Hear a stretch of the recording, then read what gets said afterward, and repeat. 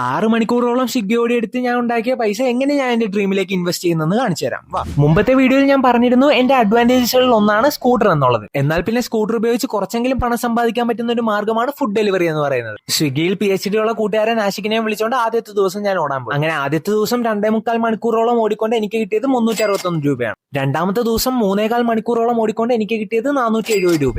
ഇത് മാത്രമല്ല, വീടിന്റെ അടുത്തുള്ള ലാവൻഡർ കേക്സിൽ നിന്നും ചെറിയ ചെറിയ ഡെലിവറീസിനായിട്ട് ഞാൻ പോകാറുണ്ട്. അങ്ങനെ ഇതിൽ നിന്നെല്ലാം കിട്ടിയ പൈസയിൽ നിന്ന് കുറച്ചെടുത്ത് ഞാൻ നേരെ പോയത് പ്രിന്റിംഗ് കടയിലേക്കാണ്. അവിടെ നിന്ന് കുറച്ച് പോസ്റ്റേഴ്സും കാര്യങ്ങളും ഞാൻ പ്രിന്റ് എടുത്തു. കാരണം ജനിച്ച് വീഴുന്നത് മുതൽക്ക് തന്നെ നമ്മളെ ഏറ്റവും കൂടുതൽ ഒരു പരിധിവരെ സ്വാധീനിക്കുന്നത് നമ്മുടെ ചുറ്റുപാടുകളാണ്. അതുകൊണ്ട് തന്നെ ആ പോസ്റ്റേഴ്സ് യൂസ് ചെയ്ത് ഞാൻ എനിക്ക് എന്റെ ഡ്രീമിലേക്കുള്ള പാത്ത് ക്ലിയർ ആവാൻ വേണ്ടിയിട്ട് ഒരു വിഷൻ ബോർഡ് മോഡൽ സെറ്റ് ചെയ്തു.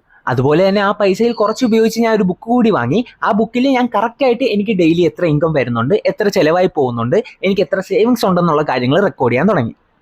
എന്റെ ലക്ഷ്യവുമായിട്ട് കണക്ട് ചെയ്യുന്ന എത്ര ചെറിയ സ്റ്റെപ്പ് ആണെങ്കിലും വലിയ സ്റ്റെപ്പ് ആണെങ്കിലും അത് ഞാൻ തീർച്ചയായിട്ടും ഫോളോ ചെയ്തിരിക്കും. ഇന്ന് മുതൽക്ക് ഞാൻ ഡെയിലി ഒരു ചെറിയ ഏർണിങ്സ് എങ്കിലും ഉണ്ടാക്കിയിരിക്കും. എന്നെ കൊണ്ട് കഴിയുന്നത് 100 രൂപയാണെങ്കിൽ 100 രൂപ, 1000 ആണെങ്കിൽ 1000, അതിൽ കൂടുതലാണെങ്കിൽ അത്രയും. അങ്ങനെ ഡെയിലി ഞാൻ എന്തെങ്കിലും ഒരു എമൗണ്ട് സമ്പാദിച്ചിരിക്കും എന്ന് പറഞ്ഞുകൊണ്ട് ഞാൻ ഇന്നത്തെ വീഡിയോ നിർത്തുന്നു.